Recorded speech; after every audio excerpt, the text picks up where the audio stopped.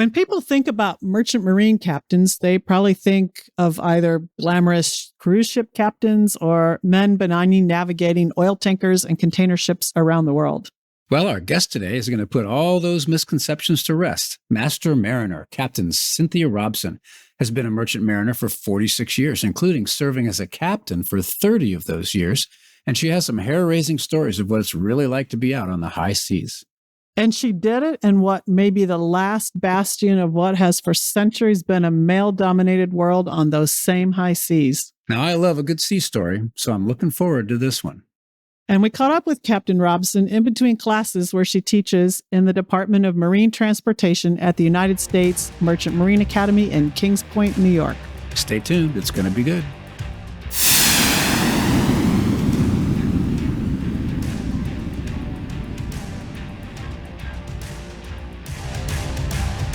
Captain Cynthia Robson, welcome to the Adrenaline Zone, and thanks for being with us today. Thank you so much for inviting me. This will be fun. All right, Captain Robson, before we talk to our guests about sort of the details of how they've taken risk and what their career has been like, we like to find out a little bit about, where they came from, right?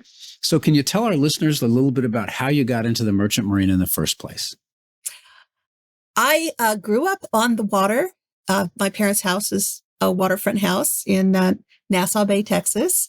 And when I was 6 years old, I had my first boat. After school, I'd run down to the bayou and take it. Now they call it Carlton Lagoon, but it used to be Cow Bayou. And I'd take off in a canoe or a sailboat. And when my mother would come down to the waterfront and ring the cowbell, that was time to come home for dinner. So that's how I started. Yeah. So I guess, that's really important because I started my career, when I was very young sailing, and, having a little knowledge of wind and current and that sort of stuff really paid off later on. I'll bet it did for you. Yes, it did. And I went from canoes and little sailboats to racing larger boats, etc. But it was a formative experience when I was in the 6th grade and I went to the Houston Regional Science Fair. It was a big deal to be able to go to the Regional Science Fair. And at the Regional Science Fair, there was an award. It was a full scholarship to go to Texas Maritime Academy. And they had a summer training cruise. And I decided that's what I wanted to do. I'd been at a Girl Scout camp. The Girl Scout camp overlooked the Houston ship channel, so I knew what ships were, but not much else about them. And so I found out about this award and I went up to the judges at the award and I said, well, what do you do to qualify for this? How do you win this award? And I remember to this day clearly, the judge said to me, first thing you have to do is change your sex because we will never take women at Texas Maritime Academy. I guess you showed them. It was at that point I knew that was the award that I wanted. And that's what I wanted to do. I was 11 years old at the time, and I knew I wasn't going to change my sex. So I knew that I was going to work really hard to win that award. And Texas Maritime Academy is part of Texas A&M University. Just want to add that. Mm-hmm. Anyway, fast forward to high school, and I worked for years on literally for throughout my high school career on my science project, spending weekends in a chemistry lab, etc. And my science project actually went all the way to the International Science Fair. And when it came to the senior year, when they were doing the judging for the scholarship to go to Texas A&M and go to Texas Maritime Academy on their training ship, they did the special awards. They made an announcement. The special awards judging was finished, and they never came by my project. And yeah, so I went. What would you have done? I should turn it to you. I'd march up to him and say, "What the heck, people?" That's right. Yeah. And that's why you got so far in life as well. I went into the judges' chamber. There was a room set aside for the judges. And I went in there and I said, where are those judges from Texas A&M? And they identified themselves, and they said, we've chosen a winner. And I said, no, you haven't. You didn't even come by my project. You didn't see my project. And so I dragged them back out into the Astro Arena. It was at the Astro Arena at the time. And I won the scholarship. And Good so for you. that's how I got started on going to sea. And I went to Texas Maritime Academy. So up to the point where you were getting in, you were clearly working towards getting into the academy. What kind of training did you do and skills did you have to learn both before and then when you got into the academy? I was fortunate that my father had been in the Coast Guard. So he had a background in, well, I didn't realize at the time exactly like I do now as a merchant mariner, his job. One of his jobs in World War II, he was shore patrol. And I think that,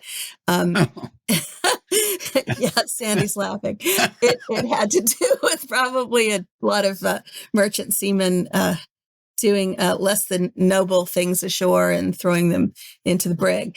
So he never discouraged me, but he would ask me periodically, are you sure? Are you sure you want to do this? But my parents were both very active in training responsible boat handling. My father taught boat handling and engine maintenance. My mother actually taught rules of the road to children like me that were going out on boats when they were very, very young. I should back up and say that we originated in Virginia, what NACA before it was NASA. Mm-hmm. We were in that original group that moved down to Houston from Virginia. My first memories were rockets shot off of Wallops Island. If you're I know you're familiar with that. But anyway, so they were in the Chesapeake Bay Power Squadron, and then they came down and were in the Galveston Power Squadron, and we're quite the boat people. And then I went to the Girl Scout summer camp where I could see the ships going by, and I always knew that's what I wanted to do. Wow. So you got through school. And now you're enrolled in the Merchant Marine as an officer, right? So to baseline, or maybe there was something in between. So you can tell me about that. While I was at Texas Maritime Academy, I ran a dive boat and ran a research vessel for the Department of Oceanography because I had already had quite a bit of experience. It was a small boat, but I had experience running vessels. And so I had the opportunity to do that and work for the Department of Oceanography. And that was quite an experience as well. I had my sailboat. When you graduated, did you go into the Merchant Marine right away? When you graduate from a state academy or also from the federal academy, you graduate with a degree and you also graduate with a third mate license. So I had, by then I had a third mate license. Actually, even before you graduate, it's important, as you well know, to decide what you want to do after you graduate and go out and interview for jobs and that sort of thing. And I remember interviewing, and I wanted to work on research vessels. And there was a company in Galveston that I interviewed. Oh, they were building research vessels. They had ships. So I had a job before I graduated, or so I thought. After I graduated and I had the license, they told me that they weren't hiring, that they didn't have research vessels. It was actually a small town, and I knew that they did, and I knew that other people were being hired, but that company, like many other companies, didn't want to hire women. And I went to the union master mates and pilots, and I worked as an apprentice. Essentially, what is an apprentice? It's called an applicant as a union member. And I sat in the Galveston Hall, and I had quite a bit of what they call relief mate jobs and night mate jobs. But I was told that I could be an apprentice or be an applicant, but I could never be a book member because they were never going to allow women. Oh my gosh. Merchant Marine. And I have since found out that that is certainly not true. It was just the Galveston hall that was saying that at the time. But since I've moved up here, I've met a lot of people that have said that no, that wasn't the case nationally. And it's a great union, and I don't want to disparage them at all. In fact, one of the union presidents, Captain Brown, he and I became very good friends much later in life. And I told him that story. So how long did it take you to get your first actual, job on a ship? I was fortunate to be hired by the University of Texas, which is ironic. They hired an Aggie. I was actually on a scientific party because my first degree is marine biology, and I went to work on their scientific crew. My very first job after I graduated formally was working with plastic explosives and putting the detonators and fuses into plastic explosives, throwing them over the side. We worked out of Key West, which is a great home port. And I think that you had asked me maybe in one of our correspondences about crews. And of all the crews on all the ships, the University of Texas, I would say that was probably the worst ship and the best crew. So they don't necessarily go together. But we had a great home port, and we did geophysical exploration, essentially. How does the merchant marine work? The types of trips, the frequency, just how does someone, what does that look like if you come into the merchant marine and you start working there? Is it 6 months on, 6 months off, or something like that? Yeah, it's a very good question, and it varies quite a bit. When I was a cadet, which is back in the 70s, it was different, and you were 6 months on and 6 months off was pretty standard for the union employment. It's a lot different now. A lot of ships are 2 months on, 2 months off. I worked on a super tanker for a while that was 4 months on and 2 months off. I went to work after working for University of Texas. I worked for Shell Oil Company on their survey vessels, and we worked 2 weeks on and 2 weeks off, unless we were far away, like Point Barrow, Alaska. We might work 4 weeks or 6 weeks on, but it was always what they call a 1-for-1 schedule. And that's pretty typical, whether you're working in the offshore industry and you're working 1 or 2 weeks on, it's the same number off generally.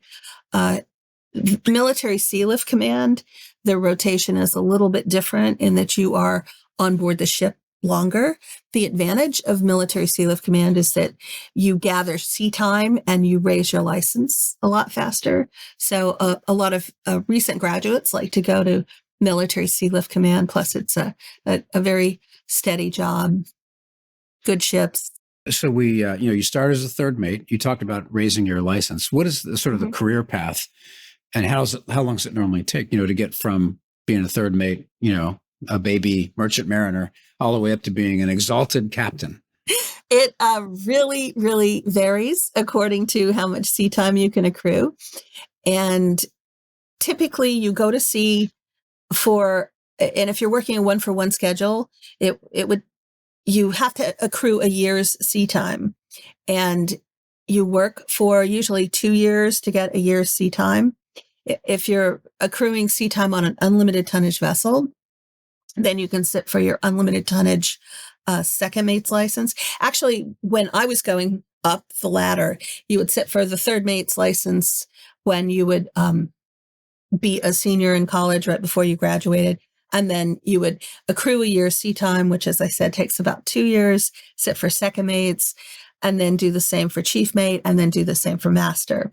The Coast Guard has since changed the licensing frequency in that our students, for example, here at the U.S. Merchant Marine Academy, will be studying not just for third mate, but studying for second mate's license. They come out of school, they sit for second mate's license. That's true of all of the 5 state academies as well as the federal academy. They will actually sit for second mates. The Coast Guard awards them a third mate. And then when they accrue that year's sea time, they can turn in their sea time and they can get so it saves. They sat already. Yeah. And they're actually taking an exam, especially concerning the navigation, that's a lot more difficult than the third mate's was. So the Adrenaline Zone is about people who take risk, which is why we had you on the show. So let's get into the risks associated with operating merchant ships at sea. And what really caught my eye initially was that you have some experience with piracy. So talk to us about your experiences there. My first experience with piracy, I can only look back on it and understand now that they were pirates. I was on, again, the University of Texas research vessel working out of Key West. We weren't really very far. We were outside of the territorial limit of Cuba, but we weren't that far off. We got a distress call from a vessel, said that they had a fire, they were sinking, they needed our help right away. And we were kind of out in the middle of nowhere. And this was in 1981 when there wasn't a lot of now we have communication and we have cell phones and it's entirely different. But back then they didn't really even have, most vessels didn't have satellite phones. What that ship didn't know was that we had, by virtue of our research, we shared a satellite communication with the forestry department. And we called Key West Coast Guard Station and reported the vessel sinking. And then we called the vessel and said, where we were on our way and we could see them visually, but we said the Coast Guard cutter, Valiant, I think it was, but don't quote me on that. Anyway, the Coast Guard cutter was en route from Key West, and the vessel started its engines, and they really quickly. Never mind. Never mind. No more communication. But in my research about piracy, now I do know that is one of the things that they do is they'll pretend, especially when it's a smaller vessel. But I think you are asking questions more about larger ships and pirates. That was my first. I worked on a super tanker, 4 football fields long, to give an idea. When we were full and down, we drew 70 feet. So we ran a regular route between the Persian Gulf and Korea. Or if the vessel went from the Persian Gulf to Northern Europe, we actually had to go around the Horn of Africa. We could come back through the Suez Canal, but we couldn't. We drew too much to be able to go through the canal en route. But the route through the Malacca Straits at the time was a very, very heavily pirated area, as was the South China Sea. And we had more than one occasion where we encountered pirates. South China Sea, one very clever way that the pirates tried to come aboard is there were 2 vessels working in tandem, and they had a very long line that they stretched out. They figured our track line, and then we ended up, if you can imagine the line going across, and they go through it, and now we're towing them. And yeah, fortunately we saw what they were doing, and we were able to keep them from coming on board. There was another occasion also in the South China Sea where the cook actually was out on the stern smoking a cigarette at some odd time, probably 4:30, 5 o'clock in the morning, and he saw the grappling hook come up aboard, and the pirates try to come, and he managed to repel them. But we were full and down, and we were in the South China Sea, and we were near Raffles Light, which is Singapore Straits.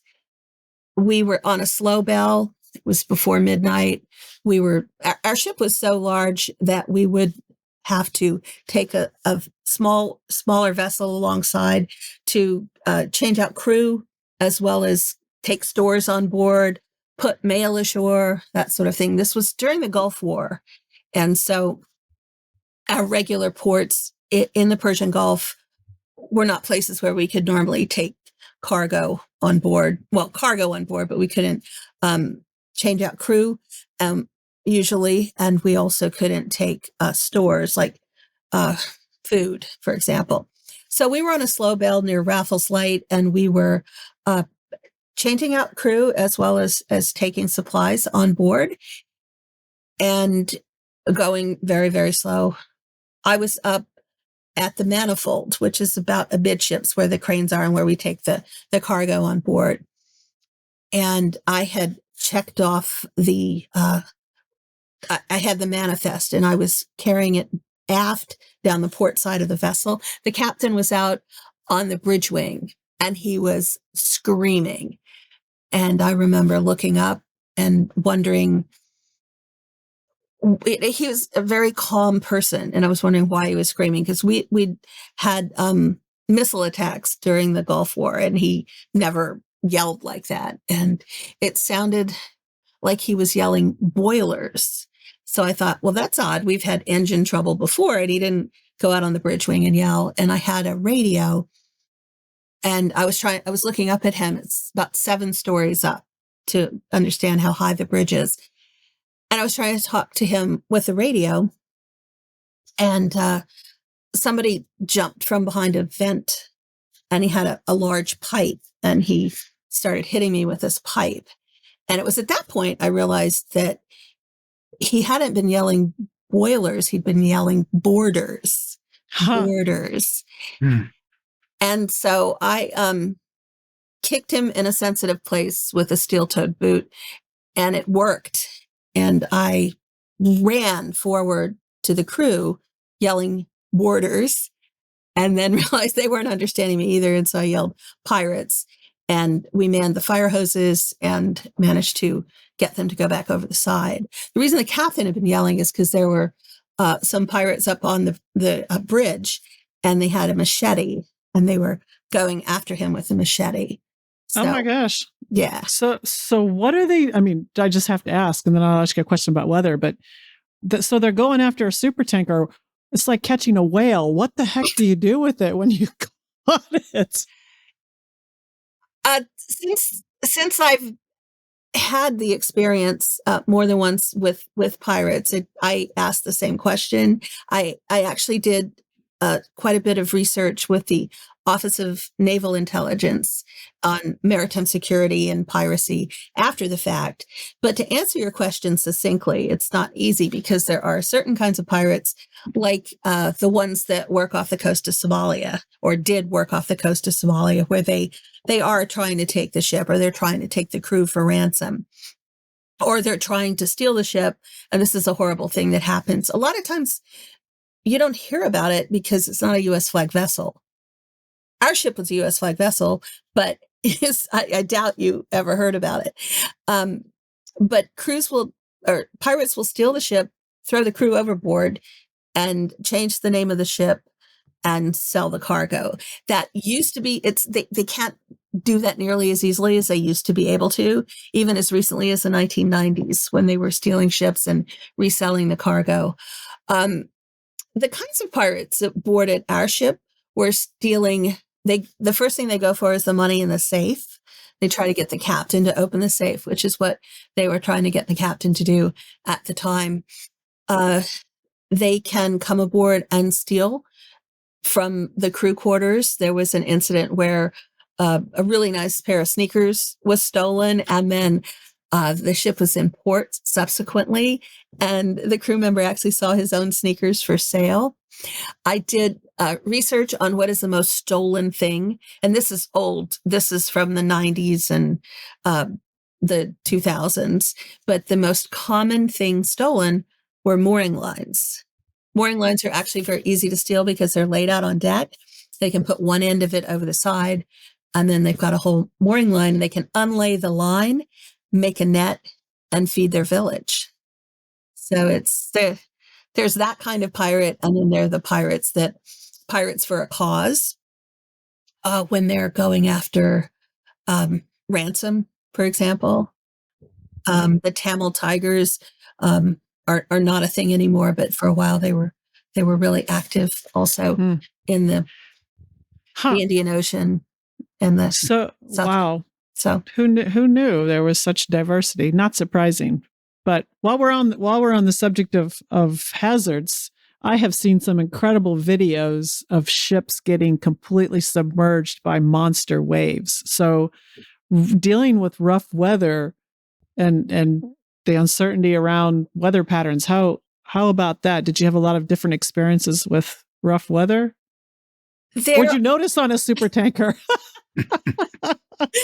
We had our own Beaufort scale. Are you familiar with the Beaufort scale? Yeah. I'm sure Yeah. Sandy is. Yeah, Yeah. the different scales of wind and the Beaufort scale for land, for example, will say leaves move or the tree branches move, and then you get up to like force 7 and the tree is uprooted or whatever. And we had our own Beaufort scale for super tankers, and I just remember at force 5 it said joggers must stay indoors. Oh, you're right. And when the ship is 1,200 feet long, then you don't feel it. You probably create your own weather. You but then you see a normal size ship going past you because you are also very slow, and that ship's being flopping around quite a bit. So it's it tossed about in a way that a super tanker wouldn't be. But there are rogue waves. It is a true phenomenon. There's a place where the Aegilis current, you're testing my memory, but 2 counter currents. I think it's the Aegilis current that meets the west wind drift, and one's cold, one's hot, and the 2 currents that meet together there can cause quite the large waves that are unexpected. I'd like to circle back to some things you said earlier about, people, oh, women can't do that, or we don't allow women to do that. But clearly you did. It sounds like you broke some walls down, and actually buildings, probably more than walls. So on the cruise that you've sailed with, were you usually the only woman, or was it a more diverse group? I mean, it's probably diverse language-wise or country-wise, but how many other women did this, and what kind of experiences did you have breaking those walls down? There were 12 prep cadets, females, at Texas A&M in Galveston when I started, and I was the only one of that 12 that graduated.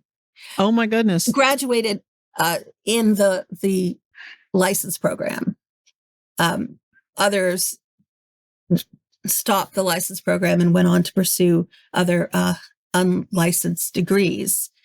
But that was tough. Most of the time sailing in the 70s, sailing as a cadet, not only was I the only female, but I often got something like, you're not really the cadet, you're the daughter of the chief engineer, or whatever. Even when I started night mating, they would say, you're the daughter of the captain, or you can't really be the third mate, or whatever. So is that when you kick them? No, no, that's only if they hit me first. That's when you outperform them, right? That's right. Yeah. So I was going to my ship. This was in LA Long Beach, and the ship was out at anchor.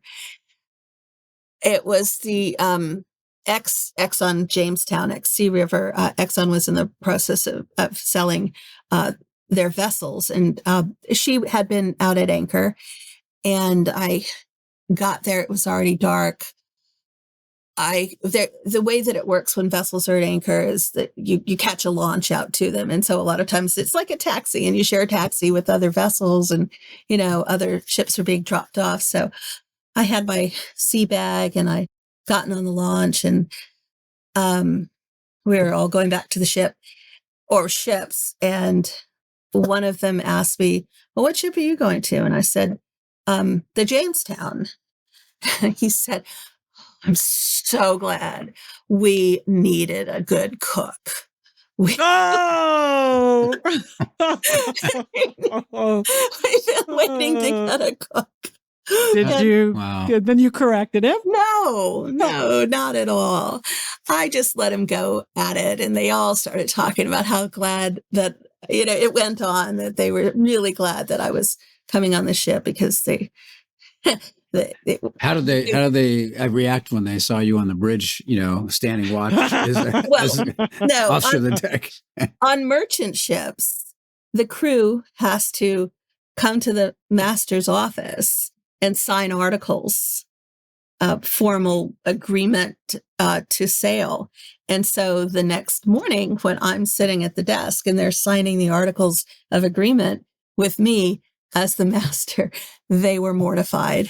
And Did you ask him, hey, so what'd you have for breakfast? How was it? I didn't cook it. Yeah. Yeah, that would have been a good one. So one of the most fascinating things about your really impressive resume, Cynthia, is that you're qualified to operate as a master of sailing ships. So that's a little different experience, right? So tell us about your experience in that world and how they're different from conventional ships.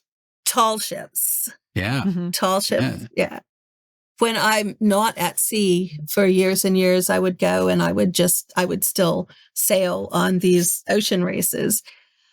But the Alyssa, I know Sandra is probably familiar with the Alyssa in Galveston, the tall ship for Texas. She was the ship that I really learned about, learned the ropes, so to speak, learned the parts.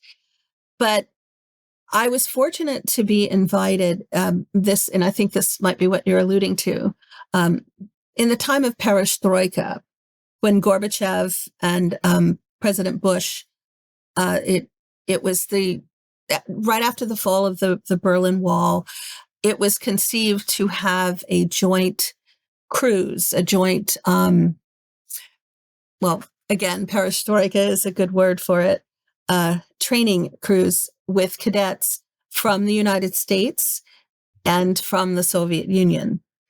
And because of my experience with sailing and the ocean sail license, and also I left this out, by then I was a professor at the Maritime Academy that's part of Texas A&M. I was invited to be the person, the faculty member to go with the cadets to, then it was the Soviet Union, and it was the Maritime Academy in Odessa, which, as you well know, is now Ukraine.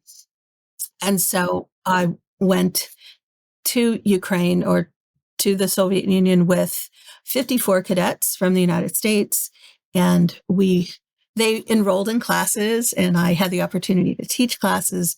And then we sailed their tall ship from Odessa on the Black Sea to the United States.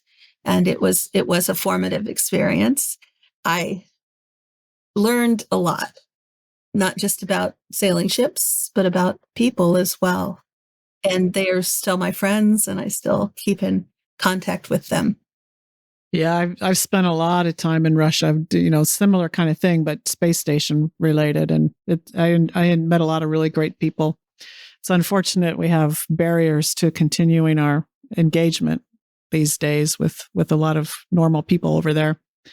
So you've sailed a lot of ships. We've covered a lot of ships today. We've covered research vessels, super tankers, sailing ships, bulk and break ships, container ship. I mean, everything. What do you think is the most challenging type of ship you've sailed from a technical perspective? Tall ships. Tall ships? Tall ships. Why? All ships take quite a bit of knowledge to sail and to operate. The knowledge of the bridge can be transferred from vessel to vessel, but knowledge of the working of the cargo, for example, of a container ship, is going to be very different from the knowledge of working a tanker. But the expertise on how to handle in a tall ship and understanding, Druzhba had 27 sails. Oh, wow. Yes. That's a lot. She was a full rigged tall ship. It takes a lot of expertise to sail tall ships. You can't just tack. You have to rise tacks and sheets, and it's hard to even begin to describe it. So basically, you have to kind of manage each of the 27 sails differently and understand those nuances. Is that what makes it so complicated?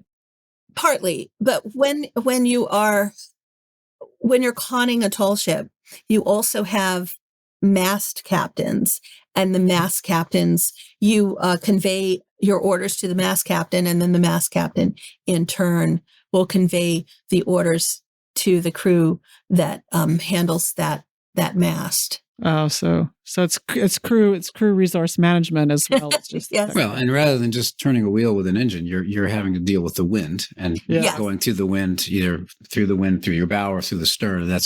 There are hazards and weirdness associated. If you get stuck in irons, I can understand why you would say a sailing ship would be very challenging, to say nothing of the fact that there probably aren't that many crew members on the planet who have any clue how to operate a sailing ship. People would be surprised at how many tall ships there still are, actually. Opsail 2000. I was honored to be asked to be a parade marshal for Opsail 2000. And it was amazing, the number of sailing vessels and also military vessels that came to Opsail 2000. But for example, if you're sailing a regular sailboat that has fore and aft rigs, such as a sloop, frigate, yawl, schooner, it's very different, for example, in how you turn it from turning a tall ship. Because if you turn a tall ship, you can't swing it through the wind because she'll just start going backwards.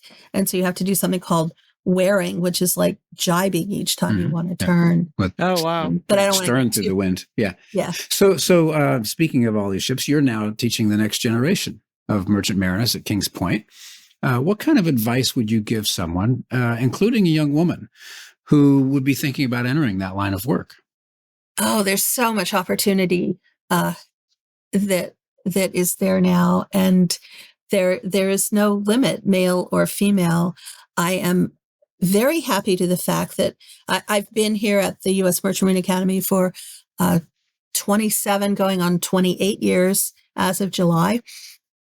And when I started teaching, there would be maybe one female in a class, a couple of females, a lot of classes, no females. Now we have quite a number of females. And I think it's wonderful to see that, and to see the women take the leadership positions, and to read about the number of women that are on board ship. And I think the more women on board ship, the better the crews get. I remember sailing when I first started sailing for Shell Oil Company, and they told me that I was an experiment. The captain came to me before we even got on board the ship. He told me that they had asked him permission to put a woman on his crew, and he said back, it all depends on what she looks like. And this is the funniest part. They told him that I look like Farrah Fawcett. So then it was okay. I do not look like Farrah Fawcett. I never did. But I thought that was funny. So the point there is the crew had been all male on many of the ships that I sailed, but I more than once had men come up to me and say, "Oh, we're so glad there's a woman on board because now they take showers." Yeah, it's a civilizing influence. Well, yeah, I mean, almost anyone in the Navy would tell you that when we started bringing women on aircraft carriers, I mean, it changed the culture of the ship in a good way. And I was the executive officer of the USS John C. Stennis, and it was really the first aircraft carrier where we didn't transition the ship to women. We actually built it from scratch with women. It was even, more amazing. So I know where you're coming from. Pretty amazing. We're getting near the end here, but I have to ask this question. I was chatting with a friend who's a built travel buff a couple of years ago, and she told me that it's possible to book a cabin as a passenger on a merchant marine ship and travel around, except for a few areas of the world because of pirates where you have to disembark and match a ship. So would you recommend that? It sounds really intriguing. Totally recommend it. Okay. Totally recommend it. Yeah. I wrote a chapter in a book years ago. The book was the Worst Case Scenario Handbook. And the chapter I wrote was on how to abandon ship. It's, I guess the reason that comes up is because the number of people that passenger ships carry. And I'm not saying it all, and I don't mean to imply that they're unsafe. They go to great lengths to have optimal safety on board. But there's just, you're not going to be happy on a merchant ship if you are looking for the casino, right, and the dancing at night, and the theater, and the water slides, and the golf or whatever. But if you're looking for a relaxing time and really good food, also, That's why they wanted the cook, remember? Yeah.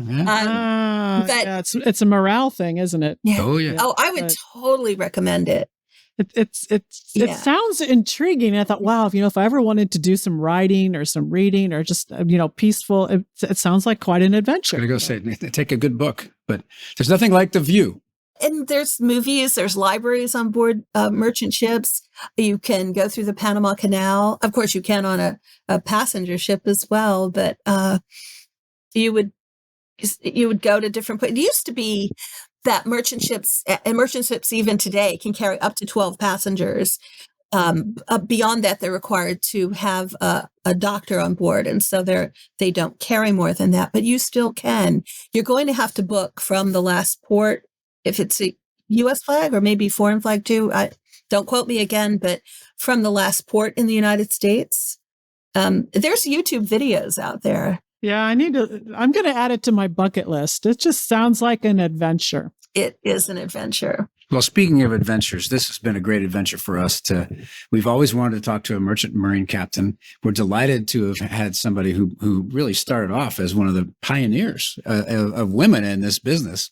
And, we wish we had more time to talk about, storms and rocks and all that kind of stuff. But thank you so much. And thanks for what you're doing for the next generation. It's really incredible. I love my midshipmen. I love all the midshipmen here. They're the ones that are the reason that I teach. And it's all of the Merchant Marine Academies, the cadets and the midshipmen. And they're our future. So I'll just add, Cynthia, hat off to you for breaking all those doors down. I have a huge amount of respect for what you did, and I know it was not easy. And just, kudos. And lovely to chat with you today. Thank you, Sandra. That was Captain Cynthia Robson, Merchant Marine Captain and now a professor at the United States Merchant Marine Academy in Kings Point, New York. I'm Sandra Magnus. And I'm Sandy Winnefeld. Check us out on social media, including a short video of our interview with Cynthia on TikTok. Our handle is very simple, @AdrenalineZone.